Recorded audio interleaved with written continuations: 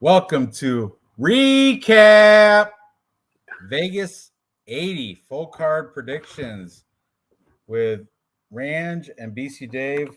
MPTV will be on probably, I don't know, half hour or some shit. So, nice week off. I kind of needed it. I enjoyed it too. Too much, good. I think. I am completely unprepared for this, but we're going to give it a go anyway. So, how was your time off, Dave? Good? Week was good. Work has been annoying. My first day off, or I've had 3 days off in a month and a half. I got 3 days off coming up, so let's do this. 3 days. Awesome. Good for you. Ready for this. Ready for this weekend. All right. Just full disclosure, I'm a wreck right now. I'm a mess. That's every different. But I know what's different every Friday, right? It's horrible, but nonetheless, we're good to go. Long story. I'm not even going to get into it, but I got kind of banned from my regular place, so I took in a new place, and the new place really loves my charisma. They really like me. They did not want me. Charisma? Why you got banned from the last place? Bunch of he said, she said bullshit. That's why. Oh, okay. So your charisma is liked in one place and got banned from another place. All right. Yeah. All about charisma, kids. You guys heard it here. Charisma. I had set a whole new standard at the new place. It went well, though. Anyway, the curtain jerker for the prelims. We have Montana De La Rosa taking on JJ Aldrich. Montana, beautiful. Maybe the most beautiful female fighter, but Mark De La Rosa has already claimed her, but he's been out of the UFC for quite some time now. I think he's maybe Bellator or some shit. PFL, I have no idea. But Montana, thing is, she fights the cream of the crop. Her record's 12-8-1, but really look at her losses. Last two, Tatiana Suarez and Macy Barber. I mean, those are two tough fights, you know. There you go. My guy. Before that, she had that win against Ariana Lipski. Great win. She had a draw against Mara Bueno Silva. And before that, she lost to Vivian Orojo. These are all known good fighting girls. But if you look at the opponent, JJ Aldrich, she's coming off a win against Na Liang. Lackluster. Na Liang. Really, that was a give me. That was just like, here's a win for you, JJ Aldrich. Take it. Before that, she lost to Ariana Lipski. So if you want to do MMA math, you know, Montana beat her and Ariana Lipski beat JJ Aldrich. But whatever. Before that, she lost to Erin Blanchfield, of course. You know, no surprise there. She beat Jillian Robinson and beat the stripper Vanessa Demopoulos, who is later on this card, correct? I believe so, yes. Absolutely. So this is an interesting fight. What I noticed was Montana De La Rosa opened when the lines opened, she was underdog, and now she is a slight favorite. The bettors have put enough money on Montana De La Rosa to make her the favorite. Tapology says she's like minus 150. And I think it's warranted because the quality of competition she has faced. And JJ Aldrich, all right, she mediocre striker.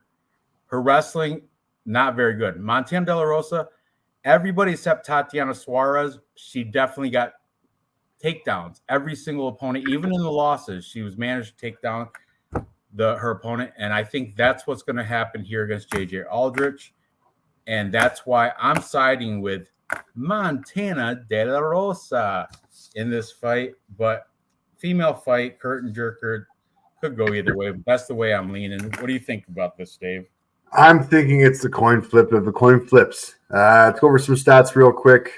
I do have some stats because these guys have been in the UFC for a while. Montana De La Rosa, strike line per minute, 2.47 versus 4.02. JJ might be busy on the feet. Mind you, strike absorbs Montel De Rosa, 3.06 negative striking ratio to another negative striking ratio at 4.54, both of which with negative striking ratios, but JJ Aldridge is going to be the busier on the feet. MMA Jesus saying JJ via KO. I don't know if I'd go that far, but she will definitely be busy on the feet. Now, if this does go to the ground, takedown average 1.94 versus 0.77. JJ does have experience on the ground as well. Takedown accuracy 31% versus 65%. Sorry, 31% takedown accuracy versus a 65% takedown defense. And let's be honest here. If JJ looks to take this girl down, it's going to be some not a good fight game. So yeah, it's a slight advantage on the submission average for Montana. But if you like JJ, I think she's got this on the feet. She's gonna be able to have the higher volume. The reach is pretty much the same. The lower center of gravity is going to help her on the takedown defense. I'm not hating JJ Aldrich here, guys. I mean, especially in a curtain jerker, plus money. I don't know. I realized that she's coming off a win, which is good, but she did what she was supposed to do. She finished Deanne Lang in the second round by ground and pound. Or lost to Ariane Lipsky. I get it. Unanimous decision. It was closer than it actually was. Aaron Blanfield, that was a total loss. I get it. So, I mean, I think she's on the rise. And Montana De Rosa, I get it. She's pretty. You like her. Tatiana Suarez choked her out. Macy Barber won that fight. Easy win. Ariane Lipsky, we're talking over 2 years ago, almost two and a half years ago. And before that, more losses. Yeah. I'm okay betting JJ here. I'm okay betting JJ here, and let's watch them in face-offs. Yeah. But you're leading your little girl crush. I'm going to lean who I think should be the favorite. But where we got the favorite, but the line shifted. Smart bettors. Oh, you're right. Hollerhead girl does look beefy tonight. Hollerhead girl did not do any hair, did not spend any time in hair and makeup. No time in hair and makeup for the Hollerhead girl. That's horrible. But still. All right. So get your height advantage on Montana, it looks like. A little bit. A little girth, too. I think her arms are a little bit bigger, too, as well. I don't know. It's interesting. It could go either way for real. It really could go either way. I think it's going to be with plus De La Rosa. She's coming off 2 losses. I think she's going to bounce back with this fight. I don't think she has the confidence to be able to just rush and rush her and take her down and push up against the fence, do the double leg takedown. I don't see that happening. I see a lot of patty cake for the first round. A lot of patty cake, feeling yourself out for the first round. I mean, the game plan's got to be obvious. JJ's got to be ready for it. And as soon as she does go for that takedown, you see knees. I see knees coming up. I see she's going to be ready for it. I mean, no. I think Montana is going to take her down and use that advantage and get the decision victory here. So we're split here. Awesome. That's great. Right off the bat. I'm going JJ. I'm going the dog. I like the plus money on this one. I don't hate it. But like I said, female fight, who knows? All right. Moving up the card, we have Johnny Munoz Jr. taking on Arichi Lang. Arichi Lang 24-11, double-digit losses. You don't like seeing that. Johnny Munoz is 12-3. That's decent, not bad, right? So, no, good. What we got here? Who's the favorite? It's even money right now. Let me just. Oh, sweet. Let me just double check this. Yeah, we're still at even money. Minus 115. Minus 115, you say? Yep, sorry. Minus 110, yeah. What's up, Dirty Red? So let's we almost was not on Dirty Red. Almost was not on because I'm in the bag. I would say half in the bag, but I'm like 3/4 in the bag. Surprised I'm not slurred. But anyway, Let's check out their Tapologies. Johnny Munoz first. Let's pull him up, Dave. We got this. Rank number 50. And 3, coming off a loss to Daniel Santos by unanimous decision. Before that, he beat Ludwig Scholinian, lost to Tony Gravely, beat Jamie Simons, lost to Nate Maness, who was on this card.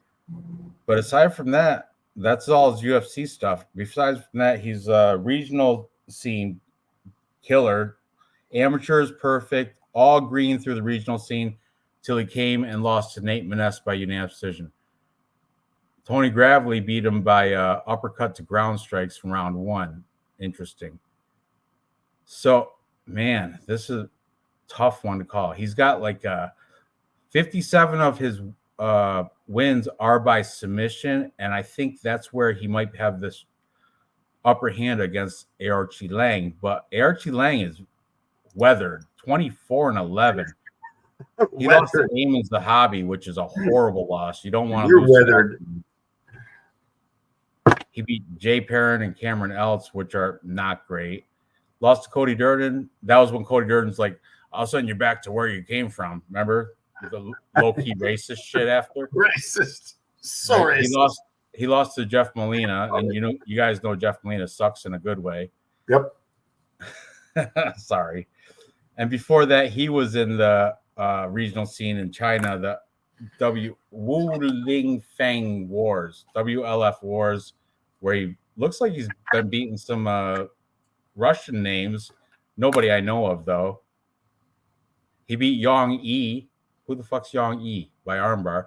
But anyway, Archie Lang, the Chinese fighter, I just don't like double-digit losses, man. And his since he's come to the UFC, what's his record? He's got 2-3 since he's been in the UFC. That's not with his wins. I'm siding with Johnny Munoz on here. Yeah. Even money bet.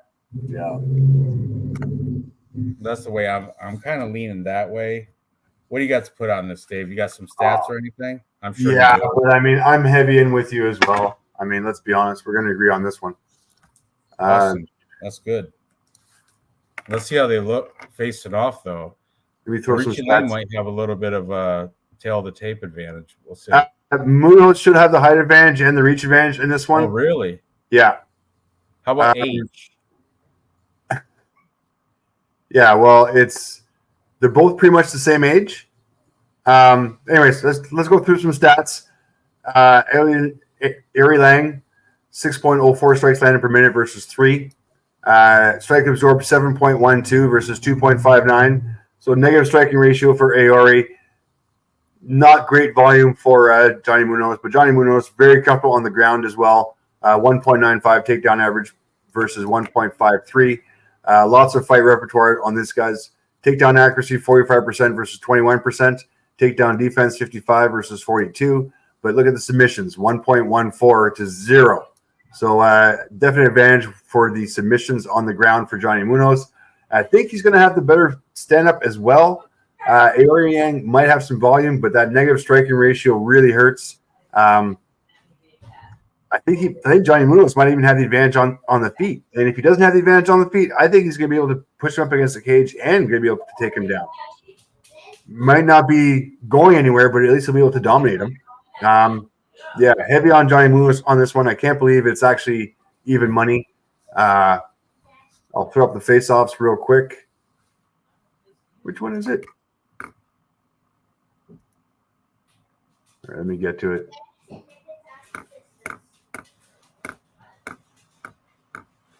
He does look horrible.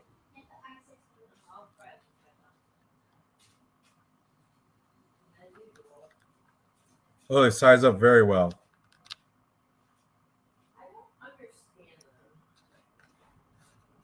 Munoz is fighting out of Norco, California. On Tapology, it says that. Sequence Jiu-Jitsu Norco.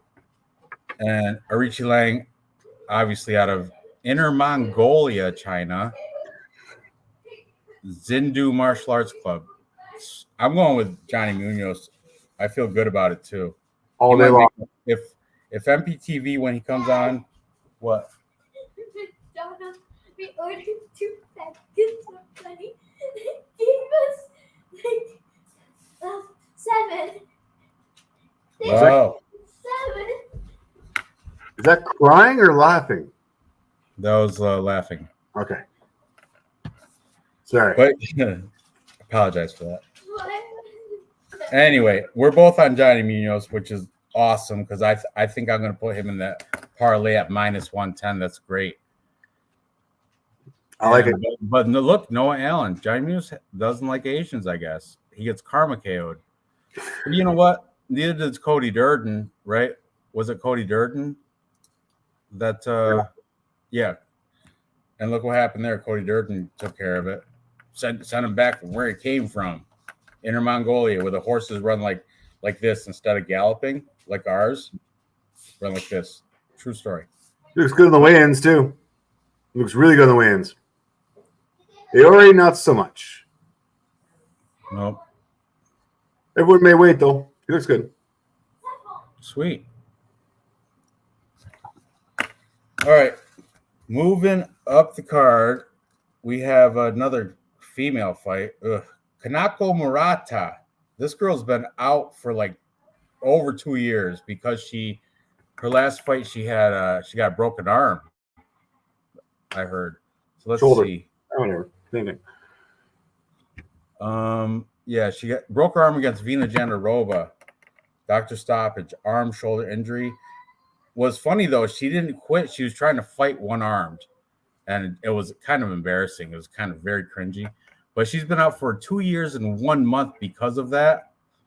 But she's going against Lil Monster, the stripper, Vanessa Demopoulos, who's also coming off a loss to Karolina Kovacevic, who is also, we'll be talking about her in a couple fights. Before that, she was on a nice 3-fight win streak. Maria Oliveira, not great. Jinyu Frey, not great. Savannah Gomez Juarez, decent, I guess. And before that, she lost to JJ Aldrich. Vanessa Demopoulos fighting out of Fight Ready, so that's that very good facility there. Kanako Murata, though, she's -320. That's ridiculous. I can't go there. I can't touch that. And plus, who knows? 2 years and a month, man. That's quite a way. Coming off an injury too. It's. Is she back 100%? I don't know. 30 years old. Vanessa Demopoulos, 35. 5 years. Whew. But female like MMA, it's 5 years is not really a thing. You know what I mean? Really, they can go to. We're gonna figure out how many people we can insult in one show. I think we can do them all. We don't care. We don't hold back. I gave Nora $10 for the swear jar pre live stream. So fuck yeah. Here. For $5. Everything in my brain is telling me take Kanako Murata, but man, -320. I don't know. This might be the Tapology decider here. Vanessa Demopoulos might be one of the underdog picks. I mean, she does have some. She has decent jiu-jitsu. I think she might be a brown belt. I think, but Kanako Murata, she's a wrestler through and through, grappling and wrestling. Look, she got a singlet on in her Tapology picture. I don't know her accolades. I don't know if she's like Olympic caliber or whatever, but she definitely has she has wrestling background. Vanessa Demopoulos has stripper background. What are you gonna do? Make your pick so we can move on. I can prove you wrong. Yeah, throw me some stats. All right. On the feet, Vanessa, 3.71 versus 2.08. Strike absorbed for Vanessa, 5.61. Ouch. Punching bag Vanessa. Yeah, she is a stripper. She can take a punch. Kanako, 2.60. So negative striking ratio as well for Kanako, but nowhere near among the numbers that Vanessa has. Vanessa's got that, my daddy beat me, so I need to get the punches in. Takedown average for Vanessa, 0.58 versus 2.40. Huge advantage for Kanako Murata on the ground. this will turn into a wrestling match oh so quickly. Takedown accuracy for Vanessa, 13% versus 40%. Takedown defense, 50% versus 0%. It's kind of an odd one. Submission average, 0.8 versus 1.2, and that's within 2 fights.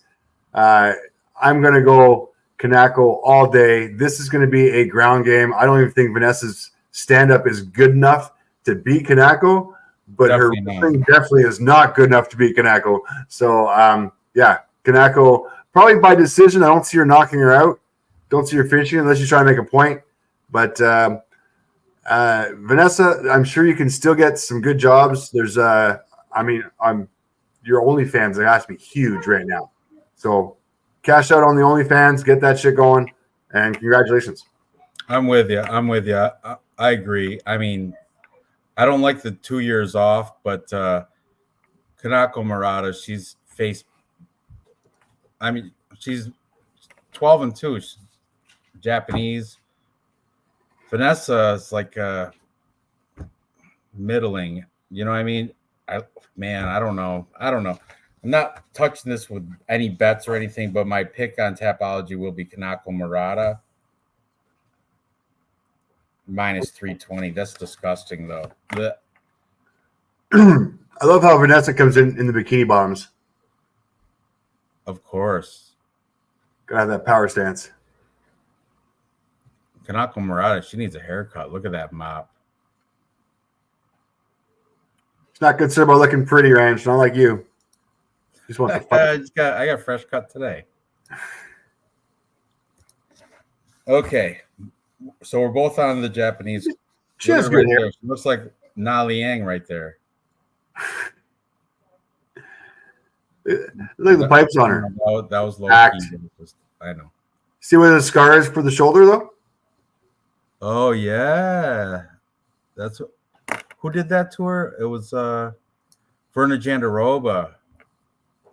I remember that fight too. She tried to fight with one arm too, and it was just horrible. She tried to throw punches and stuff.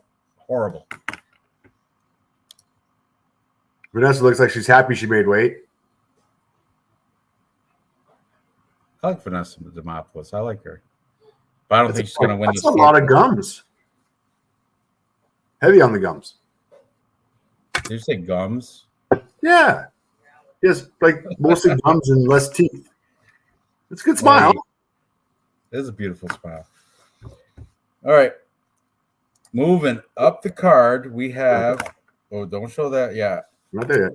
Nate Menes versus Matus Mandanka. Mandanka coming off that loss to. Who is it? What's his name? Javid Basharat. Javid Basharat. But that was like everybody knew, he was a huge favorite and he should have won that, and he did.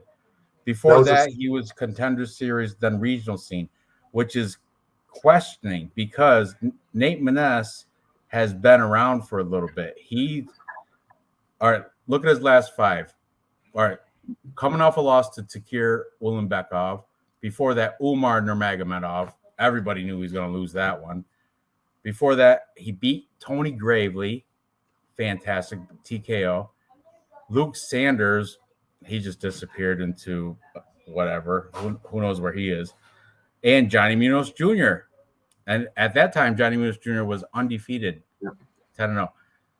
So Nate Menes comes in with the experience. He's plus like almost 200, I think.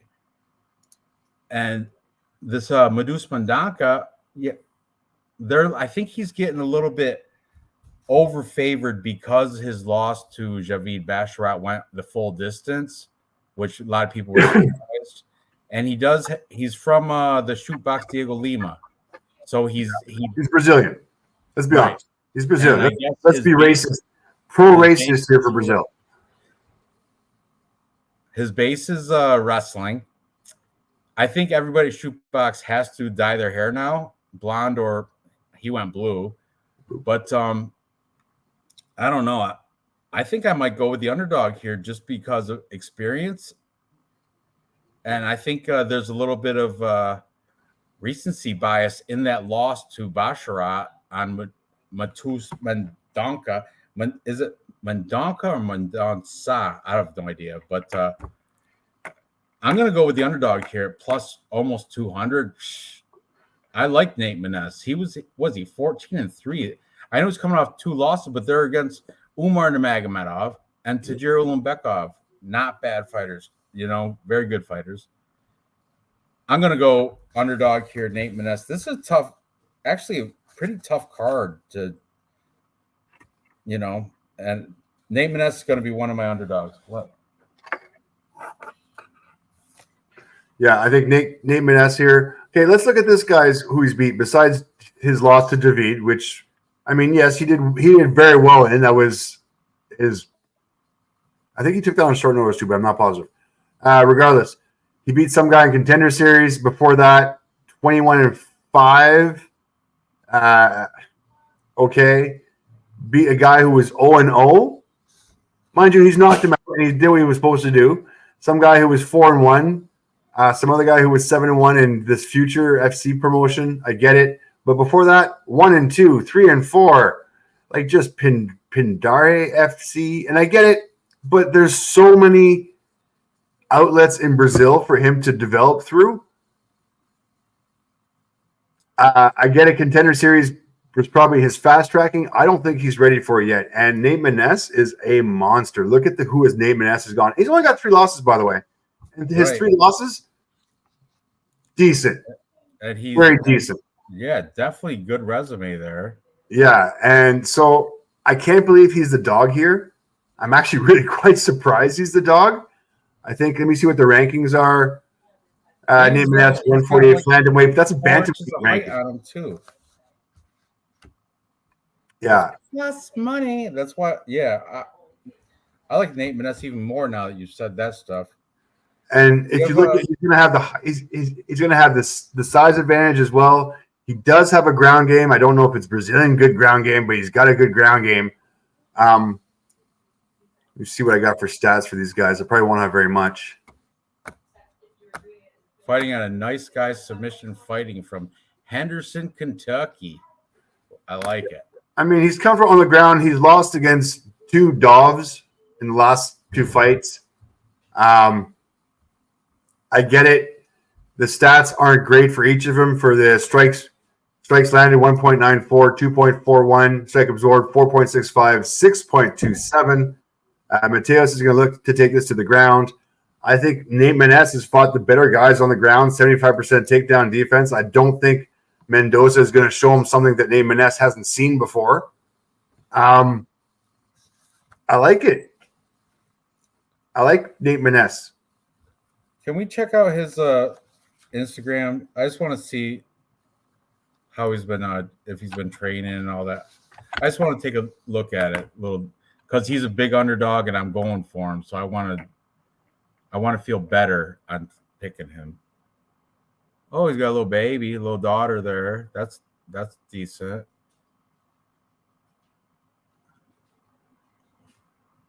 Is that nice guy? Whatever. That's nice guy, yeah. Out of Kentucky, that's cool. Look a big boy on the left right there. It's like a high school wrestling team. That'd be my training partner. I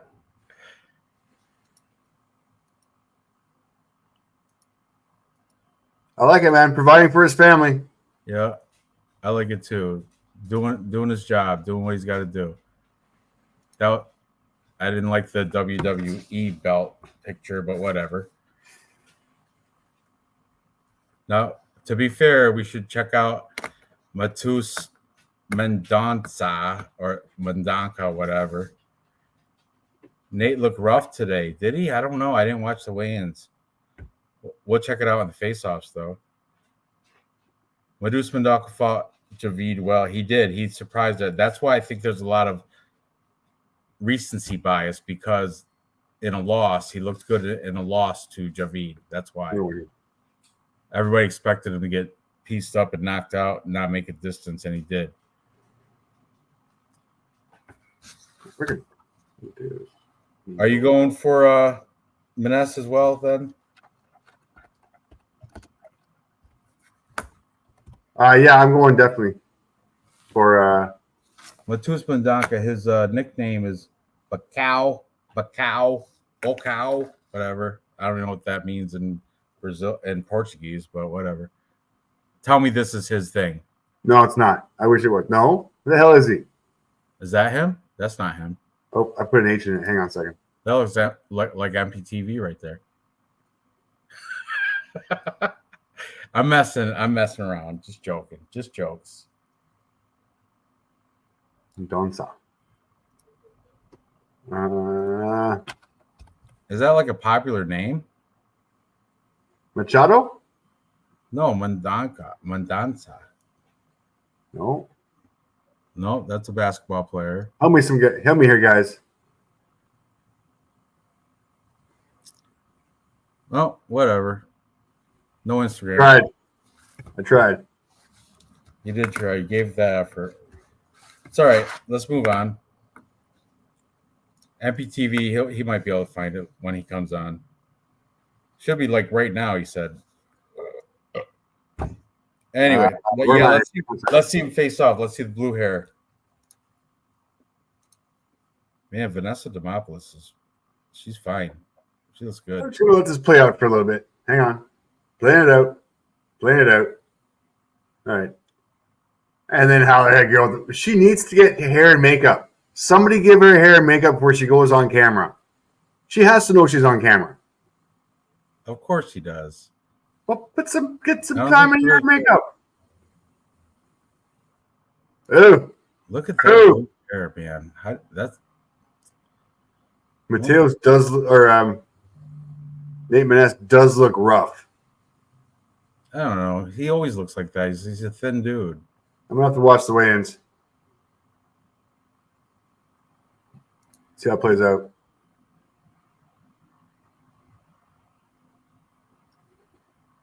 Murata, the belly-headed Asian. Look at that. What was that face? Did you see that? That's like a forced smile. He looked pretty comfortable. Dude got outstruck 29-95 versus Javid. I don't know why he's that good. I know, and he's coming. He's got one fight in the UFC. Everything else is contender and regional scene, and it's against low. Look at 0-0 Victor Nato. You know, it's just like mediocre 4-1 guy. Ugh, I don't like it at all. That's why I'm going with Nate Maness. I think this is a trap. I don't know why Matus Mandaka is such a huge favorite. I would think maybe a little bit of a favorite because of that recency thing with Javid Basharat, but I'm going Nate Maness, and I like it. I've been going him as soon as I saw this fight announced. I've been always on the side of Nate Maness with this thing, and I like it. I'm confident. Nappy-headed. Dude, he knocked out on Dana White Contender Series, been knocked out 3 times in 6 fights.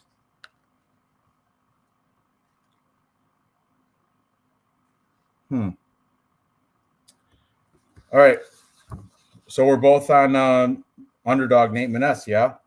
Correct. Awesome. Hopefully when MPTV comes on, he'll be also that way too, because I'll put him in our parlay. Nice. Moving on up.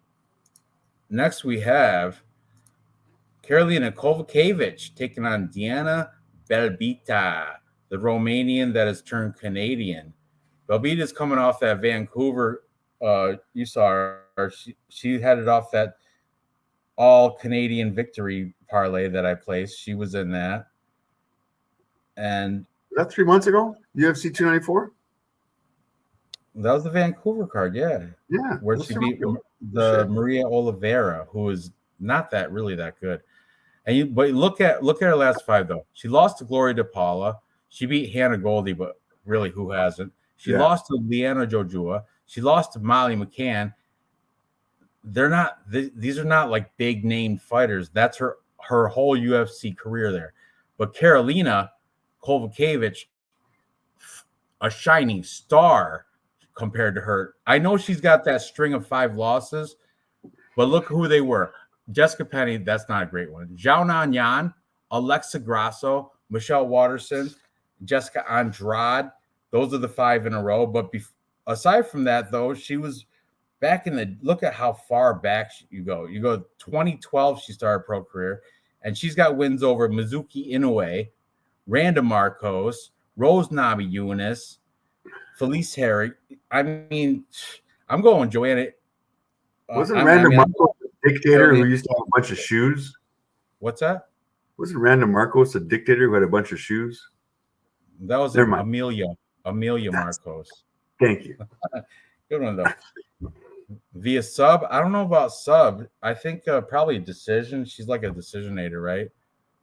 I think most of her wins are by decision. The Menace pick don't seem like the bad plus money. Yeah, I'm telling you, that's a trap. I don't know why Mendonca is so highly favored, but whatever.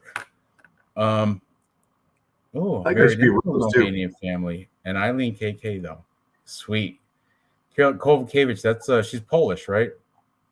Yeah, absolutely. Look at the flag in her Tapology picture. I'm heavy on Caroline Kovacevic, but I think she's also a wide line chalky favorite too.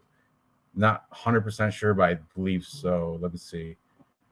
Yeah, she's at oops. Well, not that bad. Minus 155. Minus 160. Yeah, I got her minus 160. I was thinking she was going to be like minus 2 something. That's not bad at all. Nothing is. The only thing I don't like about her is that she's old. She's 37, but she still looks great for a 37-year-old. So yeah, that's a 10-year age difference there. That's why the Warrior Prince, Deanna Belbita, and she is Deanna Belbita. She is like still she's in her prime, and she's getting better with every fight. But I think this is a little bit too much too soon. I think the Kovacevic definitely. I'm confident she's going to win this. I don't care about the age difference really. She's just a better fighter, and she's seen everything. Belbita, I mean, look, 2-3 in her UFC career, and she's lost to like Molly McCann, Liana Jojua, really, Gloria DePaula, not the best fighters. Where Carolina lost to creme de la creme, top fighters. You know what I mean? Belbita, talk about it. She did have the home crowd in her last win. Just saying. In Canada, in Vancouver. Yeah, now exactly. This is Vegas, so I might go with the Polish on this one. Yep. Old girl, Carolina, old girl. KK. That's for me. That's my prime. Ooh, I just noticed though height difference. Deanna's got like 4 inches on her, and 4-inch reach as well. That'll be interesting. We got to look at the face-offs. But face-offs. Yeah. Right. Let's check it out.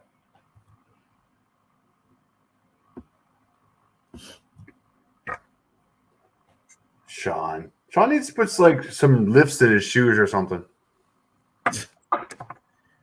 He's got something to say. Yeah, Hollerhead's a little bit taller than him. Oh, you can see the definite height and reach advantage, but Kovacevic, this is the thing. Kovacevic can grapple. She can strike. She's very well-rounded, where I think Belbita is more of a kickboxer, isn't she? I think if she gets taken to the ground, she's kind of lost. Look, she got armbar submitted by Liana Jojua. Yeah. You know what I mean? I think there's a definite advantage for Karolina Kovacevic in grappling and submissions, I think, as well. And she's on a 3-fight win streak. The trajectory is going up. She did have those string of losses, but man, yeah, I'm going Kovacevic. Minus 155 is nice too. I like that. I might even throw her in a nice parlay. What about you, Dave? What are you thinking?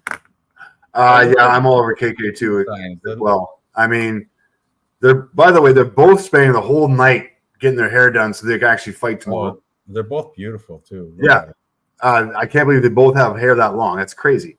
But yeah, I'm going KK. I think the age is for her. I think the shorterness or her being shorter is an advantage to her in this fight as far as takedown defense goes. I believe the reach is very similar regardless. Let me just, before I lie to you guys. 64 to 68. So according to Tapology, Balbita's got 4-inch reach advantage, which 2 inches on each arms. That's not going to be that much. That's not going to give that much of an advantage at all. The fact that Deanna won her last fight in Canada, had the home crowd advantage, every single Canadian Canadian won on that card. I think this is a little bit more than she can chew off, though. I think Carolina's going to be the busier fighter. I think Carolina's going to be able to stop her takedowns. Yeah, I'm all over Carolina on this one. I'll go with the older girl. Thing on her head in the Tapology picture. What is that? A thin? It's like a half-inch headband or some shit. Yeah. Deanna Balbita. See that? What is that? Is that a native? Good. Is that a Canadian thing? No, it's a Romanian thing. Is it a Romanian thing? That's an Eastern European thing. 100%. 100%. Well, Carolina Kovacevic is also from Poland, so maybe I don't know, whatever. Anyway, I'm taking KK too. KK all day, just like I'm not Eastern Europe. I'm gonna get you a map. What? I'm buying you a map for your birthday. Poland is what, Central? That's Eastern Europe as well, isn't it? Poland. All right. Anyways, moving on. Oh, MPTV's finally here. There you are. There you are, buddy. I've been here, actually. I just privately messaged you in the private StreamYard chat, and I was like, God damn, Ranj must be like really fucking drunk right now. I'm a little intoxicated. Look at you got the Mexican UFC shirt I bought you. Very good. Hey, thank you, bro. I appreciate that, man. A little bit racist, but very appreciated. It's not racist. That was after the Mexican card, wasn't it? Yeah, it was. I'm just that's why I got it. Don't come on. Come on, don't go there. Don't go there. All right. Yeah, you gotta do a real quick catch up. We gotta see your picks. Don't spend too much time. We're gonna kick back and go back to. I just wanted to hear your picks. Don't spend for the integrity of the chat. This is a quick pick. I had to do the box. Yeah, this is the integrity of the chat. Aw. Yeah, she looked like garbage. I miss Nikki KK. She never looks like garbage. Look at her, gorgeous. Well, I mean, she made 116. She made it. In the sense of cutting weight. All right, don't show Ian Cutelaba yet. Okay, let me tell you. I got Montana De La Rosa first fight. Sweet, me too. Oh, Richie Lang, but I can make that right with you guys. You guys can use that in your parlay. I just want one of you guys to t-shirt bet me. I sure will. Johnny Munoz, Richie Lang. Let's go. Wait a second. I owe him one, so can I get mine back? Hell yeah! Let's do this a t-shirt bet. Do that. Go ahead. For both you guys against me, and you guys put this in your parlay because I know I can smell you guys because you guys are my friends, and I know you guys want to use that in your capper comparison pick parlay. Richie Lang is a double digit losses. I don't like that shit. 11 loss, 24 and 11. Come on. He's been more impressive to me. Wu Ling Fang is not the best regional scene. That Chinese regional I showed up late. You got a whole bunch of like shop owner, like those guys in WLF wars, they're not all like they're not fighters, all of them. Some of them are just street people. Whatever. Anyway, yeah, go ahead. So we got Richie Lang. We got a t-shirt bet on that, guys. So just go ahead and keep my wardrobe coming. And then we got Murata. I don't know how you guys did there. If you guys faded Murata, we both picked her as well. Okay. Even though I don't like 2 years. I don't like 2 years off, but for a broken arm, I don't like that. Yeah, she's amazing wrestler. That's what Demopolis struggles with. And then I got Nate Maness, all the way, 100%. Me too, and so does Dave. Awesome. Hell yeah, that's definitely big plus money there too. I like to last against Umar Nurmagomedov to take that to decision. I mean, I don't even know if Mendonça can do that. So anyhow, I don't even know how Mendonça's the favorite. That I don't get it. He's got one UFC fight and it's a loss. Crazy. And then honestly, to tell you the truth, I was torn. Am I caught up? Because I You guys flipped me to KK. I had Belbita. I'm actually gonna change her even on our Tapology League because she has nicer, crisper boxing. I just can't. It was hard to get over the age thing for me, but I'm just gonna go ahead and say she's like Holly Holm and just takes care of herself, and hopefully she can come through because she's a little bit better. She's a little bit better. She's a little bit more well-rounded. Definitely more well-rounded. She can. Yeah, definitely. Belbita's a kickboxer, Romanian kickboxer. Kovacevic she can grapple. She on the ground, she's definitely big advantage. Striking, I think she can keep it even. There's not so like I switched myself to KK. I don't know about putting her in a parlay, but you know what? We'll see what we have. Maybe that's what you're gonna have to do. We'll see. There's my picks. Still, we're going on, and so moving on. Let's do it. Moving on to the light heavyweight fight between the PFL $1 million winner Philippe Lins taking on Ion Cutelaba. Cutelaba, the Hulk, right? He comes out. He's a ball of fire for the first round always, but I've noticed he gasses out a lot after that. If he doesn't take care of business in the first round, he's open mouth breathing round 2. Philippe Lins, like the total opposite. He's like slow and plodding. I remember seeing that fight against Andrei Arlovsky where they're just looking at each other. I'm like, what's going on here? They're just like, for real, like a staring contest, not even a fight. They're staring at each other. But Philippe Lins, I mean, he did win that $1 million, that big tournament, right? But the thing is, I heard, and I kind of believe it, after that, he went downhill. After winning the $1 million, you don't have that need because you're good. You're good for life. So you don't need to win. So his will, his drive, it kind of deteriorated a little bit. Why Ion Cutelaba, he's a dog. He'll come out and give everything he's got for the first 5 minutes and try to destroy you. You know what I mean? So this is kind of a tough one. I think if Philippe Lins can get out of the first round, he can probably win a decision, but I like Ion Cutelaba in the first round, so I don't know. I'm kind of on the fence here in my pick for Tapology. I don't know what I'm going to do here. What do you guys? I don't even know the odds. What's up with the odds here? Who's the favorite in this one? Ion Cutelaba's favorite. I think. Let me go back to as well. Tapology says he's minus 135. Man, close. And Philip Lins is plus 115. I got plus 110 and minus 138. Oh, look at the age difference, though. Holy smokes. Philip Lins is 38. Ion Cutelaba, 29. He's still prime. That's the prime. 38 is edging out of you're not in your prime anymore. You're on the decline for Monstro, the millionaire. You got to remember. I might just have to switch my pick to Cutelaba just because of age bias. And tail of the tape, 6'2" to 6'1", nothing there. 78-inch reach for Lins, 75 for Cutelaba. American Top Team for Lins, Extreme Couture for Cutelaba. Interesting.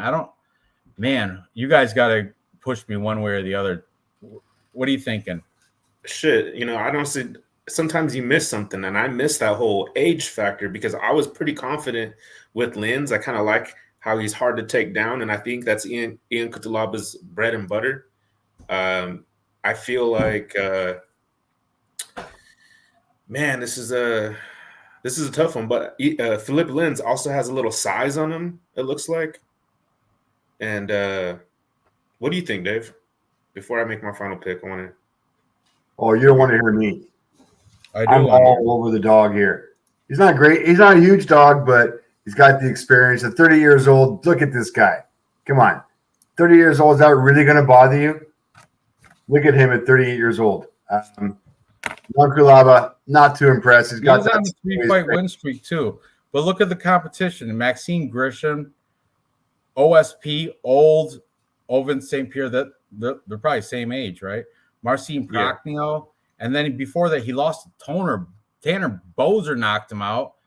And that was a different Bozer. Back in the day, when Bozer was good. And that was, that was at heavyweight, I think, as well, too.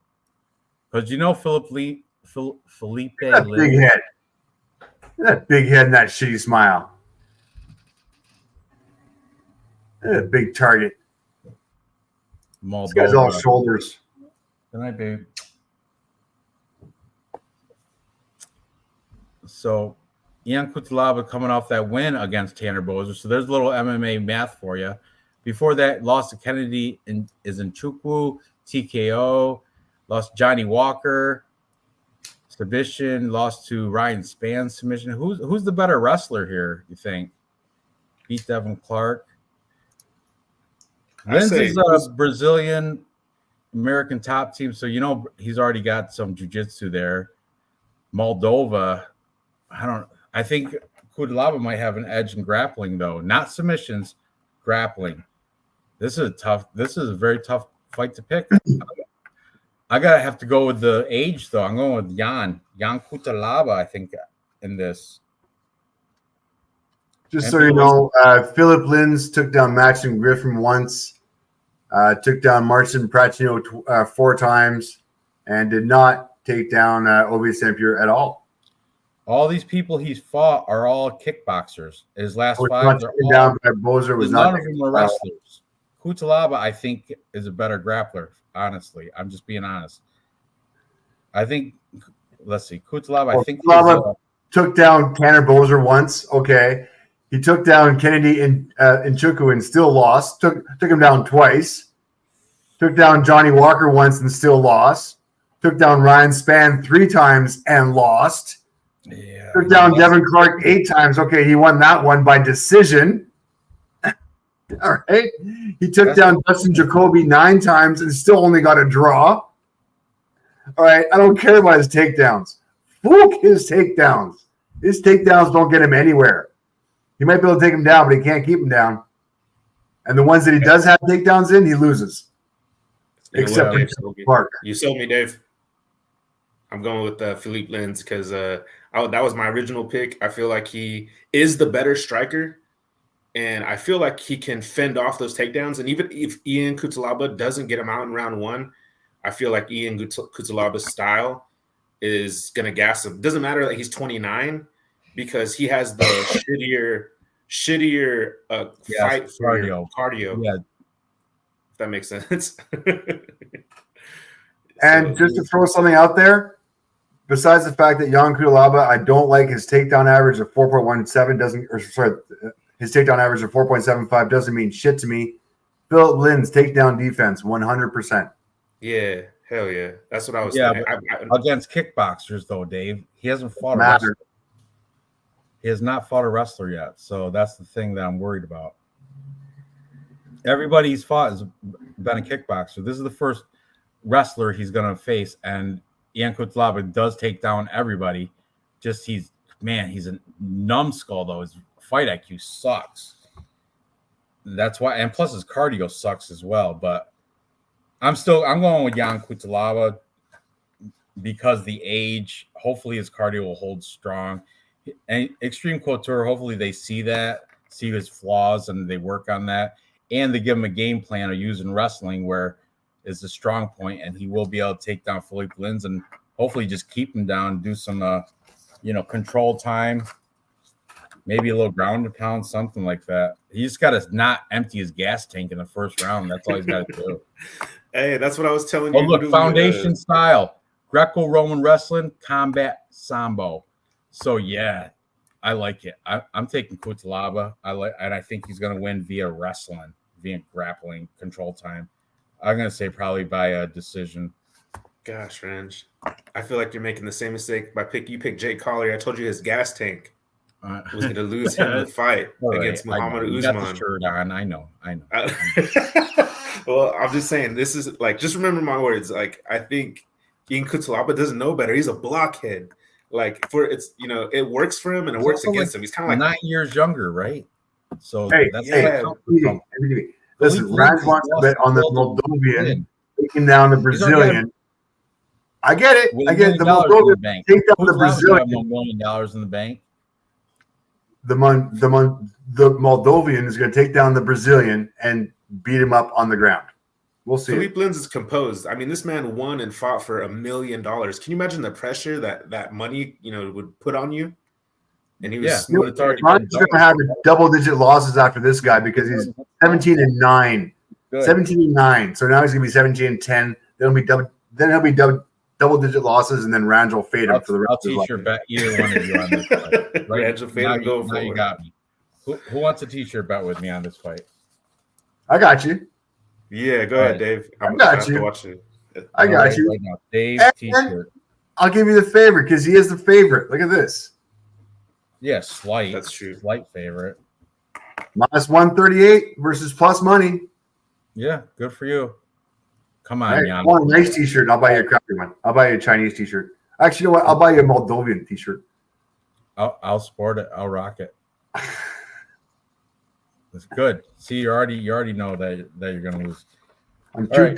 two t-shirts in this one. All right, let's go. We got- Moving on to the main card. The curtain jerk of the main card is Bill Algeo versus Alexander Hernandez. This is a good fight here. Bill Algeo, high school wrestler, went to Penn State but didn't join the wrestling team. Instead, he was in the club jiu-jitsu. He was the instructor of the club jiu-jitsu team. He owns his own gym, if I remember correctly. Let me check the Tapology out. Algeo MMA and kickboxing. Yeah, Algeo MMA and kickboxing in Pennsylvania. I like Bill Algeo. The thing is, Alexander Hernandez, the great ape, he can be awesome or he can be a piece of shit. He's out of Factory X Muay Thai in Texas. This is a tough fight to predict right here because let's look at his last five since you got him up there right there. Jim Miller, old ass, 16 losses. Jim Miller. Old Jim Miller. Yeah, lost to Billy Q, lost to Hanato Moicano, beat Mike Breeden. Where's Mike Breeden now? Who knows? Lost to Thiago Moises, beat Kritz Grutzmacher, Wow. lost to Drew the Chin Dober. We're gonna talk about him a little later, right? Next fight, we're gonna talk about him. Francisco. I mean, he's been around for a while. he has. Full of losses. Yeah, it's been around since 2012 as pro career. right, Lost let's to look Jamal Emmers. Let's look at Algeo. All right. Yeah. TJ Brown was his last win. Split decision loss against Andre Philly. Split decision. Yeah. Knocked out Herbert Burns second round. Won a decision against Brito. Lost a to good win, Anderson Brito. That's a good win, actually. And so Yeah. is Spike Carlisle. That's a great win. I like Spike Carlisle. That's a good win there. I mean, and he lost against Ricardo Lamas. So it was back in the day. That was like, what, 3 or 4 years ago? Yeah, okay, fine, maybe. Ricardo Ramos, same thing. Before that, he was in the regional scene. Yeah. Regional scene, he lost to Shane Burgos and Jared Gordon were the only ones, and they're good, and that's the pretty much regional scene only losses. Everybody else, he took care of business. Yeah. Man, this is tough, but I think who's the favorite here? I think Hernandez is the favorite. Hang on. He is. Great ape. Hernandez. Oh no, I'm sorry. Everything is now back to even. Even? Hernandez was the favorite beforehand, but obviously money's been coming on Bill Algeo. I agree with the money coming in. Yeah, I got Bill Algeo all day long. I think I've seen Hernandez. I've seen him lose gas later in the fight. And Bill Algeo, he can go 5 rounds. He can go forever. That dude. He's got like everlasting gas tank. I've seen Hernandez start getting real slow after middle of round 2. I've seen it plenty of times. And I think I'm going to go with Senor Perfecto, Bill Algeo. You think MPTV? You think that's racist that Bill Algeo is using a Mexican nickname, even though he's not Spanish? It's hard for me to get mad. You know what I mean? Because I barely, I have to translate what that means. I have to Google translate that. Mr. Perfect. It's Mr. Perfect. You didn't know that? Come on. Senor I mean, it would have took me a Perfecto. second. You know what I'm saying? Like, Oh Senor my Perfecto. goodness. Like, Mr. Perfect, like the wrestler. I didn't see this, by the way, guys. Can I just rewind just a little bit? I did not see the end of the face-offs here on our last fight that we just watched. Yeah, and I'm let's just going to let this play through. You guys got to watch this. Kutalaba and Lins. he shakes Sean Shelby's hand. Oh, he And takes they're it. both supposed to exit to the right of the screen, if I'm not mistaken. Ooh, Kutalaba is always aggressive at the touch face-off. the noses. That's what I'm I'm saying. surprised he paid I've himself. never seen anybody exit left from the screen, ever. Kutalaba, he just blew his wad right there. They even tried to stop him. No, He's this gonna way. go This take a way, nap. bro. This way, Lynn dude. he's the first guy I've ever seen exit left. Anyways, good little aftermath. Freaking moron. That's why. Anyways, here's your boys facing off. Here's my oh, look at Algio's height. Look at that. Oh, I like it. I like it. Yeah, Algio's gonna. Yeah, I got Algio here. I think he's gonna outstrike him, significant strikes, keep it at distance, and if it does go to the ground, Algio didn't like I said, he was a jiu-jitsu club at Penn State, but he did wrestle in high school. Alexander Hernandez though, he's very well rounded. He's good everywhere, like decent everywhere, not great, but decent everywhere. But I think his base, what's his base? Tabology usually says the foundation of his fighting, and it says It's ripped. it does not say. He's ripped. But I think he's like I think he's kickboxer base, I want to say. Great ape. Yeah, I'm Yeah, I going like that. LJO. Billy. I like your confidence, Jesus. That's some weird. So, who are you taking, MPTV? What's your pick? You know, honestly, I'm looking at this face-off right here, and I want to take Algio just from looking at this face-off because I could see Algio taking Hernandez's back slickly and just choking his ass. I don't know why. So I'm gonna go with Algio. But There you go. I do want to say this though. I'm gonna go with Algio. I'm gonna correct my pick in Tapology. I'm gonna just whatever picks I said today, I'm gonna have them Tapology. So I want to say that Algio's fights at featherweight. I think this fight's at featherweight. I know it's at featherweight. And you know, Alexander Hernandez, he's used Why are to you fighting circling like his titty, Dave? You're circling lightweights. titty with your mouse. Jesus That's all hears that. and Jesus knows exactly. Yeah. Jesus probably had the same Circling thought. Alexander Hernandez fights bigger guys. So- Circle the nipple. It's gyno. It looks like a little gyno hard nipple titty. He does have Oh some my God. It pecs. looks That like a means- gyno little. I don't know. There's something wrong with it. It's not a pectoral He's muscle. on steroids. He's on There's some steroids. extra shit going on there. What is with the Yeah, that's the abdomen Izzy. right there? That's the It's titty got that- Izzy. Got that. I don't know, abdomen man. protruding. What do you think? Okay, That's the Izzy. I mean, you know what? Screw Did it. he shake I am hands with Bill comfortable- Algio? I am comfortable in my sexuality to discuss a man's nipples, and let's compare nipples And wear because jockstrap there's some underwear. issues here. Me? Or is it just me? I got perfect ones. They're like nickels. I don't want to see your nipples. I'm Oh. talking about these nipples. Mine look like girl nipples. I don't want to know about your nipples. Really? I look Are they like long? Oh nice my little God. peekaboos. I call Chat, I'm sorry. them. I didn't mean to go this sideways. I apologize. I'm going to skip right by this. We're Oh, going he does Yeah, shake hands. Algio. That's good. to not nipple compare. Algio low. This is the size advantage. I love it. And he's got a little slight age. Yeah, age advantage goes to Hernandez, but still the size advantage is nice there. See, he's got, Alexander, look at those. Look, maybe it's just a side shot from the nipple. Maybe it was just a Yep. side shot. Those look like normal nipples. Ricky Glenn, you moved fast. All right, center on Ricky Glenn. Let's move up. What's your pick, Dave? What'd you pick? All day long. Algio all day long. Sweet. I picked him ages ago. Okay. I think I got him for plus money. Moving up the card, we've got the Chin, Drew Dober, taking on Ricky Glenn. This is an awesome fight as well. Oh man, tough to predict fight here too. Oh no, wait. Yeah, we're good. Drew Dober, double-digit losses though. I don't like seeing that. 26-12. Oh, huge favorite, -410. That's disgusting. against Look at the Glad- rankings. Number 19 against number 72. Yeah, but so what? Same age, little height advantage for Ricky Glenn, which is nice. No Drew Dober, no gym listed on Tapology. You might check his Instagram, see if he's even training. Ricky Glenn's coming out of Pure Vita BJJ MMA in Wisconsin, Milwaukee. Ricky Glenn. Was he coming off a loss to Christos Giagos TKO? That's bad luck. Don't like that. Had a draw against Grant Dawson though. That's decent, you know.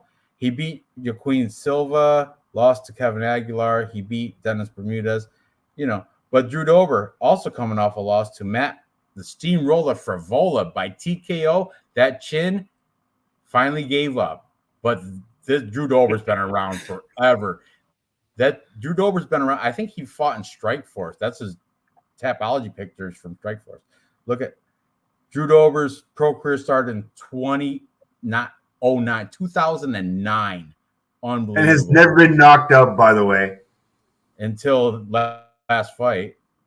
That was the first time. Well, first and only time he's been knocked out. Against Steamroller, Matt Frivola. Matt the Steamroller Frivola. Matt Frivola. Yeah. He did beat Bobby Green. That's good. He beat Rafael Alves, Terrence McKinney. Those are good wins. Lost to Brad Riddell, Islam Makhachev, which are given. He should have lost those.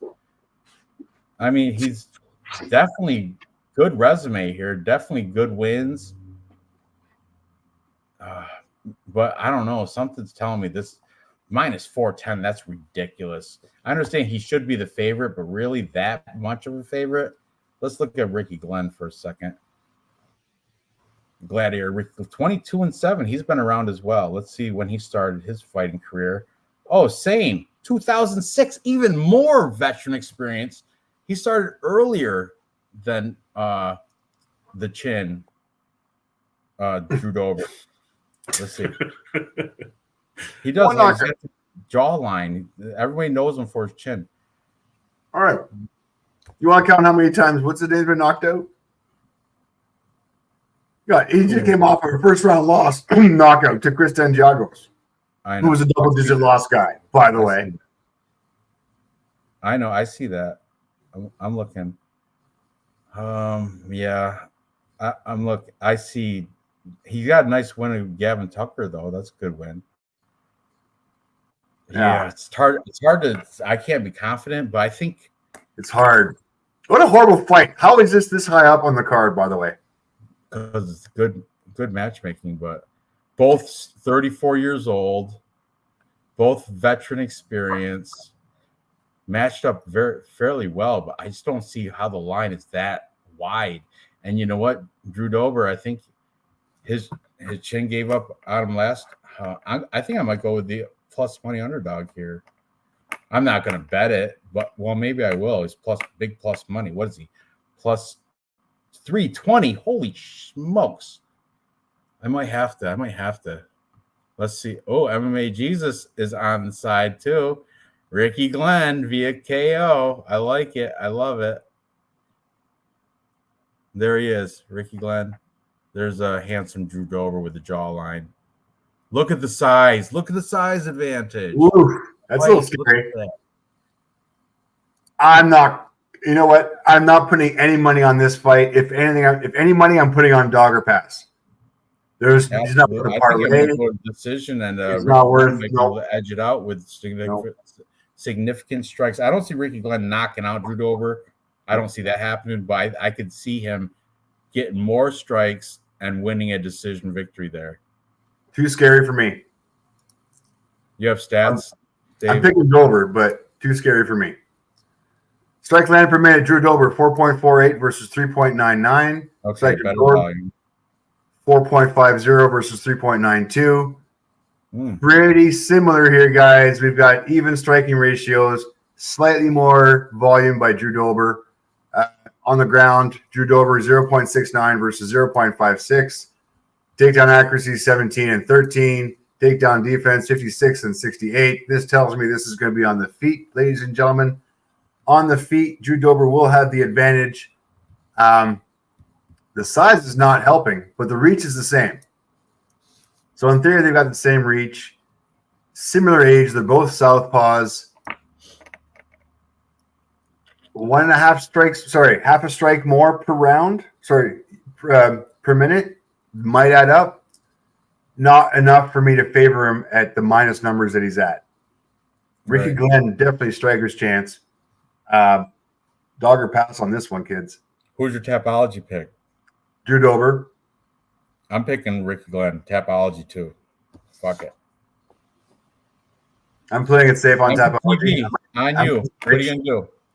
Oh man. So my friend had a theory that if you just took the names of the people that you recognized in your Tapology, you would probably just come out in the top 20 all the time, like in a group like ours, like Tapology 926. Like casual bettors, like casual, just going by name Yeah, recognition. even if you just, I feel like if you did that in Vegas, you just don't even, if you just go by the names you recognize, bet on those guys, leave it at that. And Drew Dober is a more recognizable name. It's almost like I'm passing, but that's as much as a pass you're going to get. I'm always going to make a pick. So I'm just going to pick Drew Dober. Okay, fair enough. Ricky Glenn does look rough. Who wins? So I'm definitely rooting for him. Me too. Yeah, I might even throw some money on him. All right, moving on. Next, we have the welterweight fight between Great White Alex Morono and Joaquin Buckley. Joaquin Buckley is a physical specimen. Alex Morono, dad bod. Love it. I love the dad bod in Alex Morono. Always very exciting fighter, though. You wouldn't be able to. He seems like he shouldn't have a dad bod because he's so exciting, and he's good. He's good. Let's see. Last 5, he's got 1 loss, and that was to Santiago Ponzinibbio. Not great, but look at the people he's beaten: Matt Semmelsberger, Mickey Gall, David Zawada, and most recently Tim Dirty Bird Means. And I think I cashed on 3 of those last 5 fights on Alex Morono. I am a fan of Alex Morono, so I'm kind of biased here. Joaquin Buckley, though, he's like a physical, like I said, specimen. He's a trainer. He's coming off a win against Andre Fialho, TKO, head kick. He took 2 losses before that. Chris Curtis, Nasruddin Imavov, not bad losses to have. Beat Albert Duryev, and before that, Abdul Razak Al Hassan, who we'll talk about next. And man, this is another very tough fight for me to pick. But like I said, I'm biased because I'm a fan of Alex Morono, and I'm going to go that way. He's got his own. He's out of Fortis, but he does have his own gym called Gracie Barra in Texas, and it's in like Houston. So he's still they work together. Fortis people come over to his gym. He goes there. It's kind of one of those. It's like a sister gym to a Fortis, and he's going to have one of the best corner guys in what's his name, Saeed Sayouf, which I if I was a professional fighter, that's who I'd want cage side for me. That dude's a MMA genius, like fight plans and fight IQ and stuff. He's great. Joaquin Buckley fighting out of Murcielago, Finney's Hit Squad. Those are out of St. Louis, Missouri, I guess. New Mansa. Man, I'm still going to go Alex Morono. Plus money, plus 145 on Tapology. I like that. What do you guys think about this fight here? What was yours? Oh, man. This one was kind of difficult because I like Alex Morono as well. I remember when he fought James Moonsari, like back in the day, and I became a fan because I thought James Moonsari, I think that's how you say it, was going to win. And he impressed me. He just was like, dang, I was like, who's this guy? This guy moves good. He's amazing. He's got good hands, and he's got jiu-jitsu. He's like super well-rounded. And, he's got good takedown defense. I'm almost talking myself into picking him. But I think he gets hit a little bit, and I feel like Buckley's going to find his chin. I really do. I feel like Buckley's going to be losing the fight until he's not losing it all of a sudden, and he's the winner. I feel like Buckley fighting somebody finally close to his size is going to be good for Buckley. He's always fighting monsters. He's fighting 185ers. He's fighting Alex Morono, who fought and lost a fight to Anthony Pettis. and at lightweight, and you got Buckley fighting 185ers. That's what kind of got into my head, and I can't get away from that.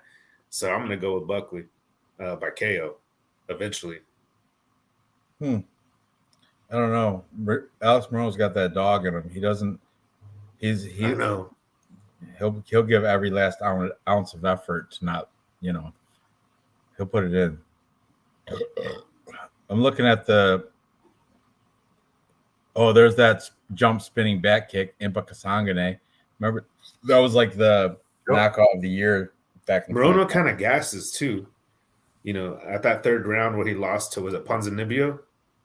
And he was beating him the whole fight because he took it on short notice. I understand That's correct. Thank you. Finally, I was going to bring it up. You stole my thunder. Go ahead. It's still a bad look. It was a bad look, even though he was short notice. The coach took the fight on short notice because he was being nice to the UFC. This one here, Alex Morono has made a career with his dad bod making jokes out of people like Joaquin Buckley. It is going to be embarrassing. I'm going to throw you some stats real quick. And Joaquin Buckley's got the stats at a higher weight class, so we'll take this later on. Strikes land per minute, 5.20 versus 3.76. Strike absorbed, 4.14 versus 3.42. Better volume, better ratio for Alex Morono. Takedown average, 0.29 versus 1.443. Please, Joaquin, take Alex down. Please take him down. I want to see it. It'll be fun to watch. It'll be fun to watch you get choked out from your back by a dad bod. Alex Morono is a black belt, I do believe. I think he's a black fanboy aside, Alex Morono, head and shoulders above this. He's had a training camp. He's been prepared for this. The skill level of these guys. I mean, could you imagine if Alex Morono actually spent some time in the gym and actually worked out? He spends plenty of time. He's just got the dad body. Can't some people just lift some weights. Could you imagine if he actually lifted some weights and had some? But you know what? That would mess up his flow. It would mess up his striking. It would mess up everything. He is a natural, what I would call the epitome of a natural born fighter. So smooth, so many levels above Joaquin Buckley. It's going to be embarrassing. Absolutely embarrassing. Wow, Dave, that's a strong statement right there.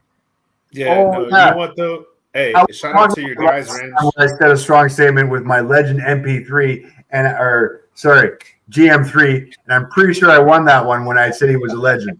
Same thing here. There are levels to this game, and this man will be in the Hall of Fame. He is that good. Oh, look at you pumped up, little boy. There's my man. There's your dad bod right there. There's your Nate Diaz. This is the Nate Diaz right here.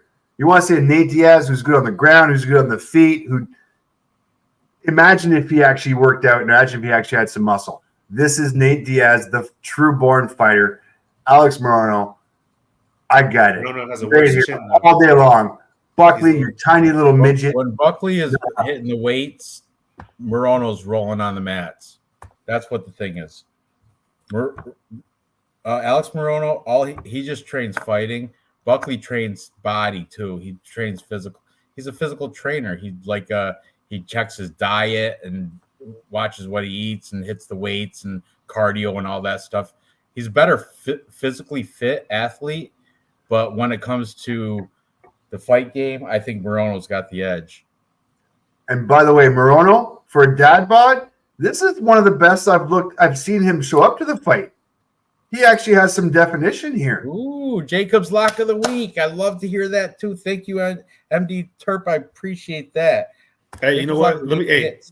Speaking of Jacob and we want picks, that video was the best video I've ever seen. Like compared to all the people out there, that was well done. It was amazing. Like he did a great job acting in it.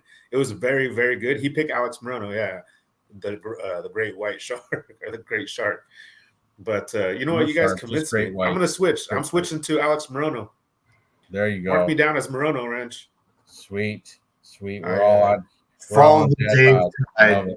The Dave Tide moves, changes with the moves. You can't fight it.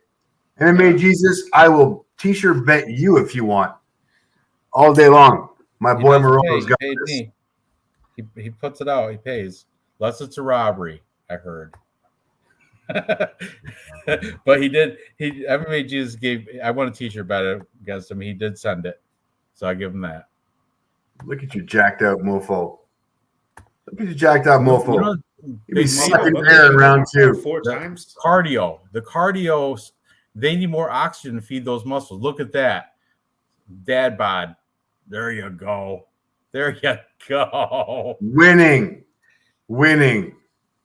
Right there. Oh, look That's at what a Noah. winner looks Last like. time Rona fought a black guy, he was slept in 30 seconds. Really? Let me see. Let me check out Morono's.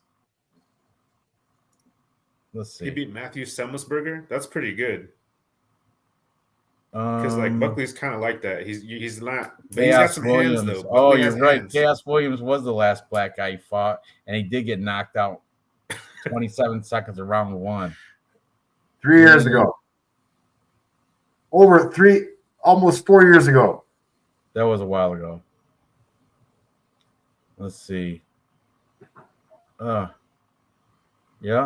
He hasn't fought many black guys, actually. Got some wins against a bunch of Asians. Kanan Song. Whatever. Anyway. It's facts, Chaos Williams. Yeah, I just checked it. Fact checked it, and it was good. I still like him. He's been ducking the brothers since. Shut up. No, Al, shut up. Oh, man. Anyways, point being, if you like Alex Morono, you are a plus 140 compared to minus 170. Absolutely. I like my I double can here. see a path. Well, this is like I'm saying, this is a challenging card to predict, but I'm gonna go with the plus money here. I like Alex Morono. I think he's smarter. I think he's I think he's Coach Morono? better. Coach Morono. Just call him coach. Big muscles equals big oxygen to feed those muscles. That's why muscular guys tend to, I don't know, Cass Williams, a muscle bound guy too. I don't know, whatever. I'm sticking with Alex Morono, great weight. I'm going to go with that. That's my pick. Oh, right, head coach at Gracie Barra. I'm with you. Head coach. Switch my... Head coach. Yeah, that's his gym. I'm telling you, Gracie Barra Head Woodlands. coach at Gracie. But Okay, he'll have Saeed Sayuf from Fortis in his corner because they're boys. You know what I mean? That's where he came from. Just I think saying. he's smarter than Jaqueen Buckley. I kind of do. I do. I think he's got better fighting. Oh, really? Yeah. Good call. Don't make me go. Don't make me go there. I don't. Okay. Yeah. Not tonight. Let me see who Joaquin Buckley's coaching. Hang on. Vinny's hit squad. Oh, he's got Matt Hughes as a coach. Yeah, Or Matt, he barely goes. Partner. And he's got this guy who's got the Play French. Yeah, Chuck Norris, more like Cuck Norris. All right, let's moving on. Co-main event. We've got Joe Pyfer, exciting fighter, taking on Abdul Razak Al Hassan. Didn't he get accused of like raping? But I'm not to bring it up, but anyway, Joe Pyfer 11-2. Let's see, check these guys out. Joe Pyfer's 4-fight win streak right here, but only 2 fights in the UFC. He beat the legend Gerald Meerschaert by TKO last fight. Beat Alan Amadovsky, who is not good, who shouldn't even be in the UFC, by right cross TKO. Before that, he was in Contender Series, beat this guy Ozzy Diaz, never heard of him. And then CFFC, Austin Trotman. He lost to Dustin Stoltzfus. I like that. Yeah. And that was Contender Series. And he's a minus 400. Are you kidding me? How? 27 years old versus 38 years old. I think Joe Pyfer doesn't have him listed on Tapology, but I think he's working with like Henzo Gracie people. I do believe he's like he's training with those like Jeremiah Wells and Sean Brady, those Renzo Gracie Philly. That I think he's training with those guys. We can. Oh, there you go. Bring up his Instagram. Let's check it out. Is that Drew Dober? Of course. That was the last thing we checked. All right, here's your boy. Where's he training? Hang on. Huh. That was the injury. That's a long time ago. Yeah, who knows? I heard he's training with the Renzo Gracie boys.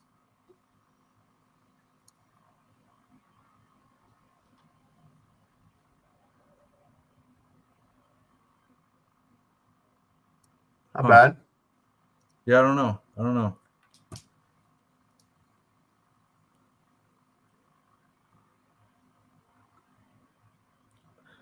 But his opponent, Abdul Razak Al Hassan, training out of Fortis. Fortis coming deep this fight, right? Or this card coming with Alex Morono, coming Abdul Razak Al Hassan. Who would I say earlier was from Fortis? There was a couple. There's at least one other person from Fortis on here. I can't remember who, but anyway, we mentioned Fortis MMA throughout this night, and Abdul Razak Al Hassan. Judo Thunder, even though I never see him use his judo, but I think he does have like accolades. I think he does have a judo background, like he's won some sort of judo championships and shit. I heard Pfeiffer versus Abdul Razak.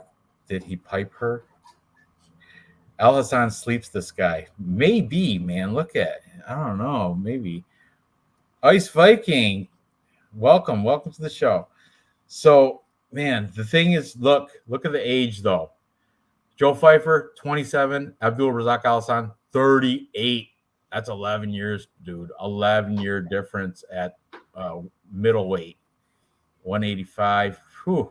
Get a little apartment having coffee. Or sorry, tea.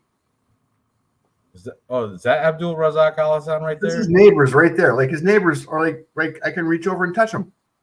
Is that? I don't like smallest, that. That's the smallest deck ever. But I do like this. They're putting a cow in the back seat of that Mazda.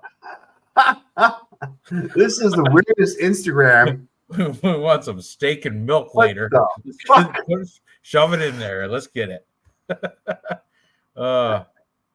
Is this Ghana? That's where he's from, Ghana.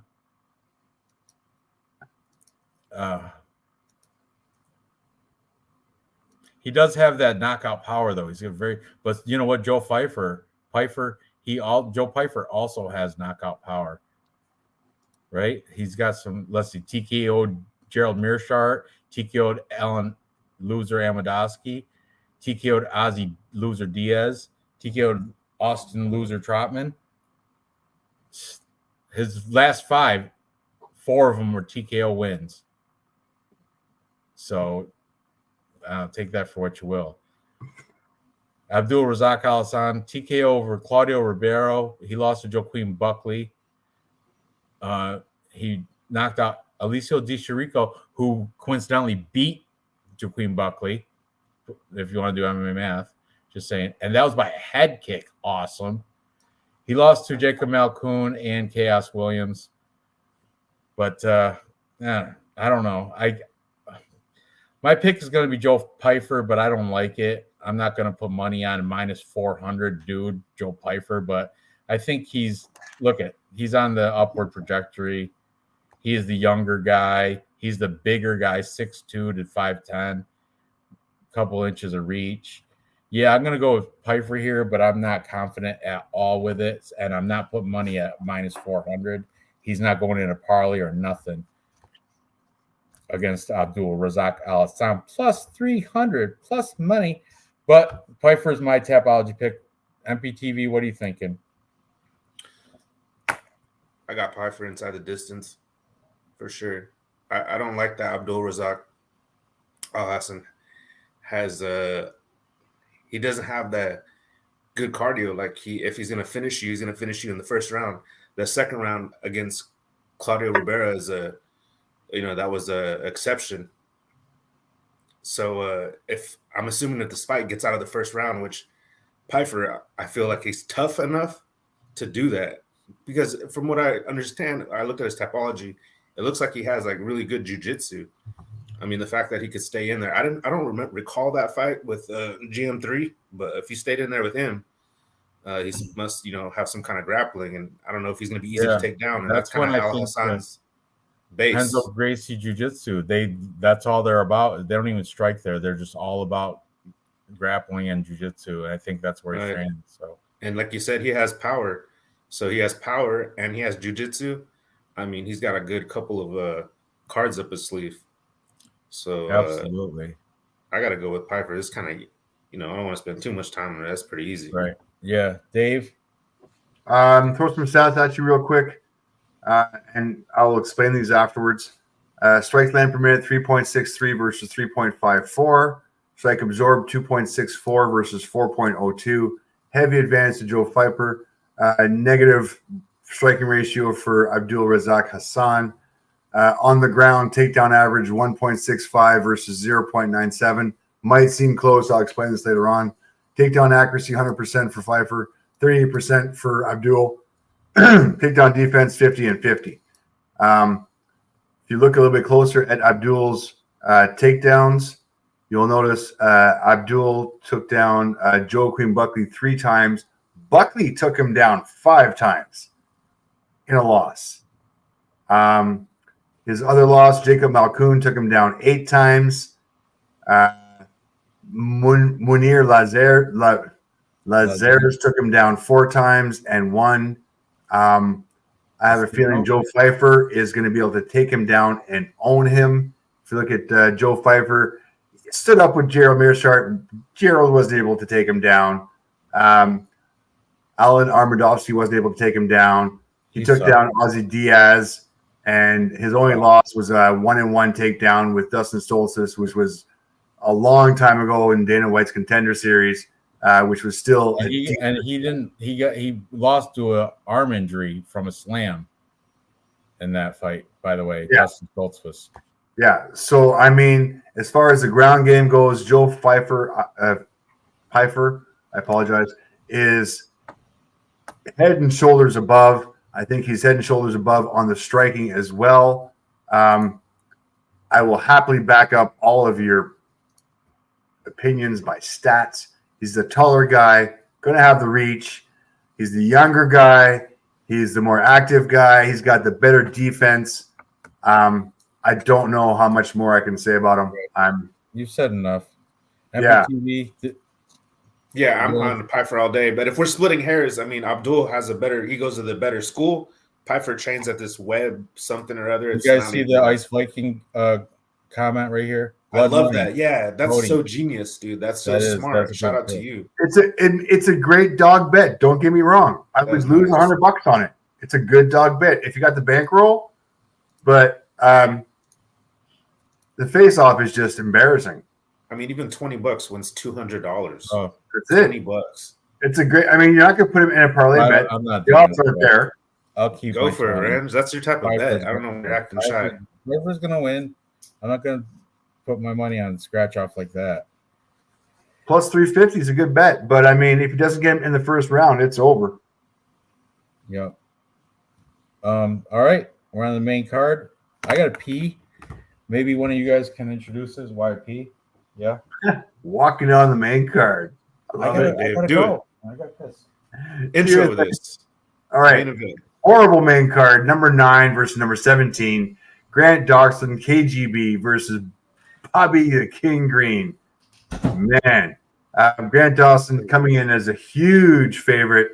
21-1. Last wins 3 months ago against Damir Ismagulov on a decision. Before that, Mark Madsen, who was undefeated, choked him out. Before that, Jared Gordon choked him out.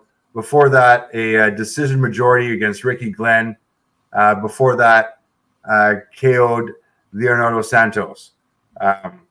Bobby Green, 30-14-1. Been around the block a while. Stats are going to be a little bit skewed just because of the amount of fights that he's had. Coming off a win, though, he beat Tony Ferguson, submitted in an arm triangle choke.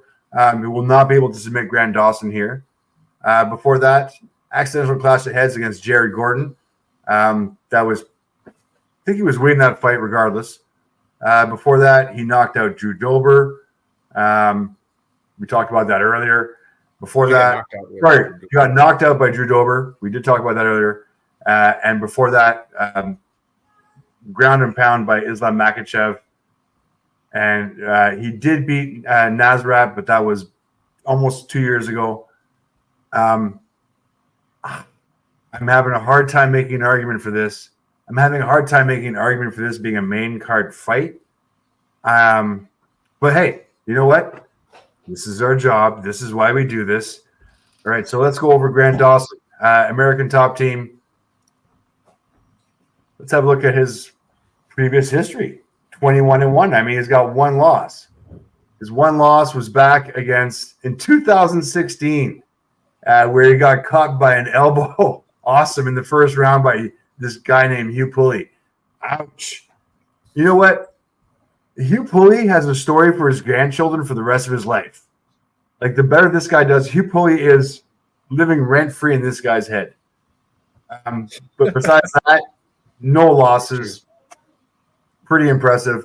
Bobby Green, so many losses. So many. I don't know where you want to start. Well, anyways, that was a very biased introduction to this fight. Yeah, I thought, I'm surprised, actually. There's Ranj. I don't know what else to say. It's so shocking. You did well. Big age gap here. Bobby Green, 37, going end of his career. Grant Dawson, 29, in the prime of his career. Going American Top Team for Grant Dawson. Bobby Green, Pinnacle MMA. Decent, but not as high quality as American Top. You don't get enough the quality of training partners there. You know what I'm saying? At Pinnacle. And like you mentioned, Grant Dawson, 21-1, where Bobby Green, big double-digit number, 14-1, 14 losses. So a dude does know how to lose, but he's good at it. Yeah, I mean, this it's chalky odds though. Heavy favorite for Grant Dawson, like minus 450. Is this the widest line on the card? Yeah, it's pretty good. Sure is the widest line on the card. That's why it's not bet worthy, but Tapology pick, I'm easily going Grant Dawson. He's got better wrestling. Striking, I think Bobby Green might be able to edge him out in striking, though. I will say that. Because didn't Bobby Green have a fight against Rafael Fiziev? Or was it?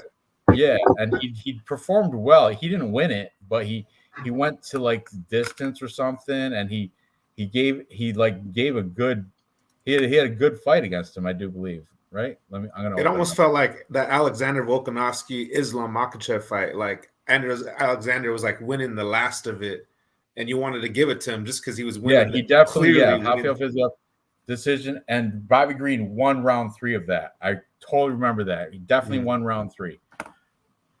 Let's see. Noah. Bobby Green bust this boy up. Hey, I hope. Wow. I mean, good for you. Like I said, I'm not putting money on this. So I don't really care the outcome, but Tapology, I got to be smart. Tell you what, the volume that Bobby Green has. Does he have 2? All right. We got to watch this. He does kick the socks off. He does kick. I don't know why he kicks the slide off. Hang on. Shit. All right. Just let it play through. This is. Why is he kicking the slides off? Top knot for Abdul Razak. You know what? You get better traction without the slides. That's why he kicks the slides off. Better traction in case anything happens. Better traction in socks. Right here. Better traction. Well, better than the slides. What is that? What's he got, an ankle brace on? What is that thing over his white sock? What's that thing going on? He's got to stay. I know race is coming for the night. No, look at it. See it? I know. We almost got. He's got the black sock. Then the white sock. He's got some sort of ankle thing. It's a Venom thing. What? Huh.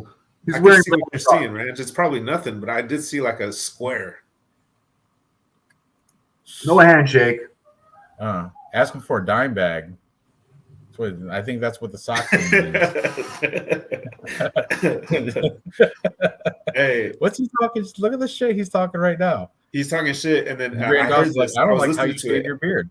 I don't like your No, beard. Grand Dawson was Look, telling it's him, "Hey, you stupid. were just nice to me backstage. You were a nice guy. Why are you putting on for the Yeah, cameras?" doing this for the fans. Cut it out. Cut it out. They know. Oh, you. don't touch him! You Don't just touch shook him! my Don't hand. touch him! Don't touch him! Oh, I He's wish trying I to could show hear you. what you're So saying. This is. You want to hear it? No, that's copyright infringement. Come on, you can hear it. No, Okay. no, knock it off, Dave. look at him. He's trying to just sell the fight. Is what he's doing. He's trying to be. I know you're a nice Is that guy. a thing with the beard right there? Is that a thing? Shaving your beard like that? There you go. All Yeah, I do it sometimes on the weekends. You Every call weekend. it. you do that? You make it look Yeah. like points. Tomorrow I got to do it. Edge I'm it. doing it tomorrow. No, hell no. It Come looks on. crazy. Then you jump in your Gran Torino with the spinners. Oh yeah, sitting tall, Listen 24 to, inches. did you ever hear that new rapper? His name is That Mexican OT. Oh yeah. That song that He's Johnny awesome. Dang. He's got a couple good songs. He's awesome. I love it. I love it. Yeah, Great. he's pretty sweet. Great. He's smooth. Yeah.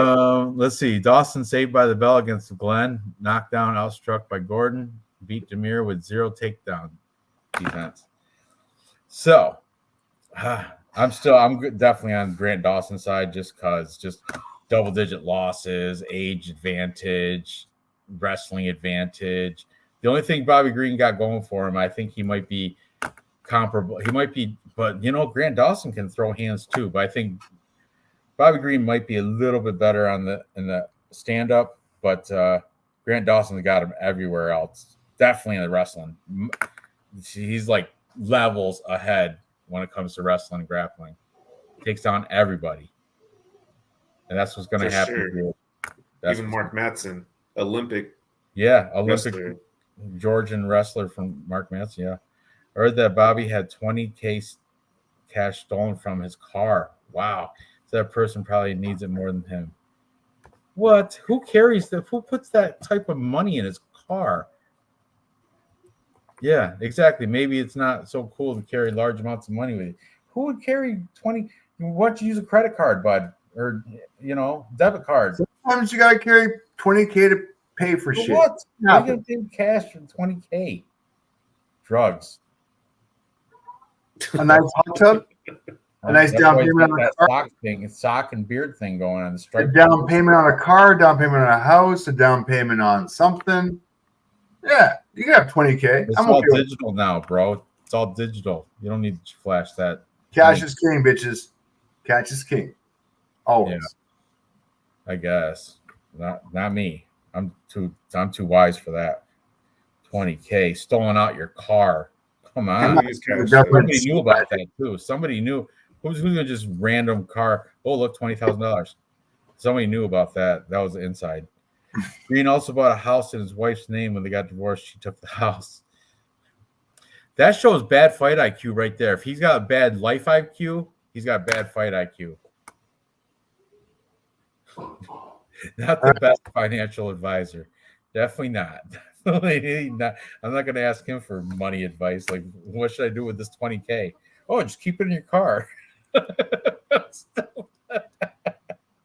Oh, dumb. Anyway, I'm assuming we're all on the side of Grant Dawson. If you're not, yes, for sure. Thank you. Oh, easy. Okay, now we got to pick our 3 fight parlay, which is going to be good odds. We're agreeing on a lot. We do have some disagreements here, which is decent. Okay, so exclude all female fights. We're not doing that. Man, I'm nervous about Nate Maness, Matusa, Mendonca, because all the cappers I listen to, they're all taking Matusa, Mendonca. But I mean, I didn't have a chance to listen to them all, but the ones I heard, a lot of them are taking Mendonca, and I don't even know why. Why? Because he had a good loss against Basharat? I don't get it. Nate Maness is not. He's proven to me. Mendonca is not. So I don't know if we're going to put that. Take 3 favorites. Take 3 favorites. All right, let's see. It looks like they're going to be all main card fights then. we got we can't. They're all too chalky. Well, I agree with you though. I agree with you as far as like being nervous about Nate Maness. I definitely feel that. I feel like it's going to be a close fight, and it sucks not to I mean, have with that all read. these likable picks, unless except for the chalk ones, all the like. Where's Murata at? Where's Murata? I got a bunch here. All right. That's All right. ridiculous. Dial this in. Johnny Munoz Jr. minus 110. I can see that. But you know what?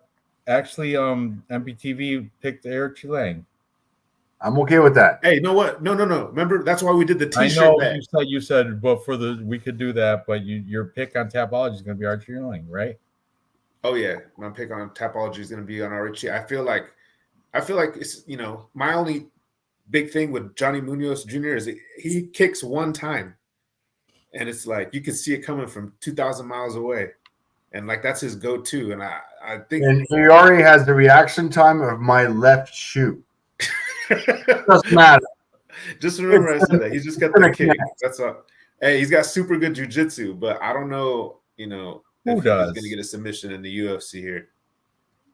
Who's got super good? Maybe he did against Jamie Simmons. Oh no, Johnny Munoz Jr. has slick jiu-jitsu. He'll take your arm out of nowhere. Chilang's from Mongolia. Right. Okay, moving on. Bill Algeo, Alexander Hernandez. We're all on Bill Algeo here. Yes. Yeah, we can 100%. Okay, Bill Algeo's in there. Jesus Christ, you guys are fucking horrible. Carolina Kovalchevich minus 160 versus Daniel Belbita plus 130. It's a girl fight. You're gonna have to suck it up if you don't want to take Johnny Munoz. That's a girl fight of all girl fights, except for Montana De La Rosa. We kind of stay clear of those, That's rough. That's rough waters right there. What about Murata though? Murata is a girl fight, but I have faith in that one. Minus 320. Oh no, that's terrible. That is terrible. Let's go with Bill Algeo, Alex Morono, both of them plus money. This is going to be a big payout. Oh, I have a dog 2 out of 3 leg parlay that I've put down $300 on to pay off $1,800 between Alex Morono as a dog, Nate Maness as a dog, and who's my other dog? Philip Lins versus Jan Kulaba as a dog. I kind of like that one. That's like a dog parlay. That's a good one. 2 out of 3 leg parlay, $300 pays $1,850. Man, you better buy me a nice shirt. You better buy me a nice shirt, sir. And that's 3 dogs. I just need 2 to come through. 2 to come through, and I make $900. That messed your whole parlay up with Philip Lynn. Shouldn't have done that. So 2 out of 3. I just need 2 to come in. That makes me $900. That triples my money. Round robin or something, because you got to get all 3 of them. What is that? That's not fair. Yeah, you pick 3 fights. You parlay them all. Only 2 need to come in, so you pick 2 out of 3. That's like round robin. That's round robin. Yeah, there you go. So it's a round robin for 2 out of 3 fights with the dogs. If they all come in, $1,850. If 2 of them come in, $900 on my $300 bet. They don't even do that at the casinos, man. That's pretty cool. Like 2 of those are coming in. It's on Bet365. Easy to do. Yeah, all of them. There's round robins on all the betting sites. You just need 2 to 3. All right. This is what we're gonna do. We're gonna do Johnny Munoz Jr. minus 116. We're gonna do Bill Algeo plus 102, and one more. Who do you want? Either Alex Morono. You like him? Great White. Oh yeah, all day. Plus 150. Nice numbers. Okay, parlay those 3. And let's see, it is plus 840. Confirmed bet plus 840. There you go. Run that by me again. Who we got? We got Johnny Munoz Jr. I'm gonna post it right here. Johnny Munoz Jr., Bill Algeo, and Alex Morono. And it comes out to be plus 840. Love it.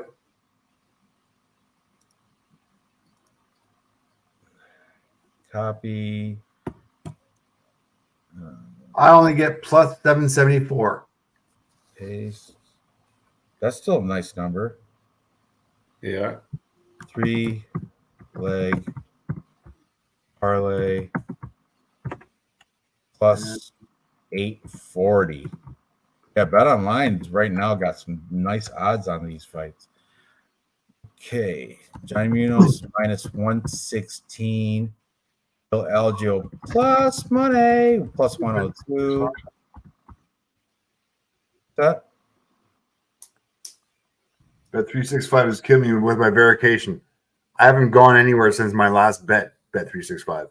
I can't even use Bet 365 in my state, which is weird. All right, so Yeah, they verify my location every bet. It's fucking ridiculous, especially when you're playing blackjack. there you go. There's our. I should have spaced it out a little bit better, but you can read it, right? 3-leg parlay: Munoz, Algio, Morono. Big plus money. $10 win you 84. $100 win you 840. So, Hey, full disclosure. This shirt right here, this is the third day in a row. I haven't washed it yet. I've been wearing it for 3 days. I love this shirt, Ranj. oh, you love it. I love that you love it. I was kind of like 3 days. I hope he likes this, man. Tomorrow is day 4. I gotta watch it for the fights.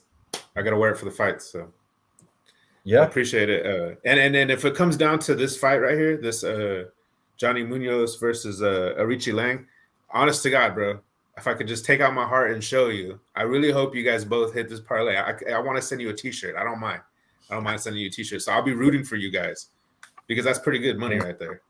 I got the T-shirt bet. I have Kutalaba against Linz with Dave. Oh yeah, that one's. I'm going for Linz. You're gonna lose there. Get ready to shop for him. Linz is he's washed up. Yeah. After he won Get that him million, some. he's not the same person. No drive. Flag. Get him that Zara Farron. That's it. Get him that Zara Farron. No, or as Ice Viking says, Wu-Tang is for the children. I'm sorry, man. I got kids. I actually Vikings, watched man. these guys live back in the day. Children so don't even know what Wu-Tang is. I know. I'm old. Not nowadays. All right, fantastic. Well, this ended rather quickly, which is good because I'm intoxicated. My beer is warm too. So awesome. What are these fights on tomorrow in Vegas? At 6 1 o'clock? what was that? Eastern? 1 o'clock Pacific. So was that 2, 3, 4 o'clock for the Oh, Eastern 4 Standard? o'clock. Man, I got a Yeah. stupid roller skating birthday party I gotta go to. Ugh. Yeah, kids. Please send me a picture of you on roller skates. I want to see that. Please. Oh, last time we were roller skating, I was another kid birthday party. I fell, and this little kid came up, he was like, "Mister, you fall the hardest out of everybody here." Thanks, buddy. You fall so hard. Oh, mister, you okay? Skates right up, flat backed like I was knocked out by Impa Kasangane or Justin Buckley. I pictured you kind of rolling, actually, but Too much buffet. You fall down. Good stuff. All right, guys, for real, I'm done. Good luck. I'm surprised I made it through the show. But it was good. Chat, thank Good you job. all for tuning in. And right here last time, here's our 3-leg parlay. Not confident, but I am semi-confident. I like it. I like the parlay, but man, this card is so hard to It's tricky. Even the chalky bets, man. Chalky bets, I can still see ways the loot. Like I'm taking Ricky Glenn over Drew Dober. That's a minus 410 Drew Dober. Even the chalk ones are tough. I'm Not gonna lie, I took Alexander Hernandez and a few DraftKings, and I'm leaving them. I'm gonna keep them. I got to do my DraftKings lineups too. I still got to do my Yeah. Tapology picks as well. I didn't make any bets yet this week. I've been enjoying the week off and extended. But yeah, good. All right, guys, thank you so much. Thank you. It might not get canceled. Yeah, I don't think so. We're pretty reserved tonight. I didn't do anything. We didn't say anything too racy. Cleaned it up. Yeah, we did Little clean bit. it up. We're War. like PG-13. What's that? We're It's a like family show now. PG-13. We're good. Almost. Yeah, I could have had Off the R-rated to the PG. We started off at X, then went to R. Now we're playing PG-13. We're good. I I even did all the ducked illicit down when stuff off screen before the show started. That's how I survived. I know, Dave. Whatever. Anyway, all right, guys. Thank you. I appreciate it. And everybody, good luck tomorrow. Good night. Later. Now, I guess.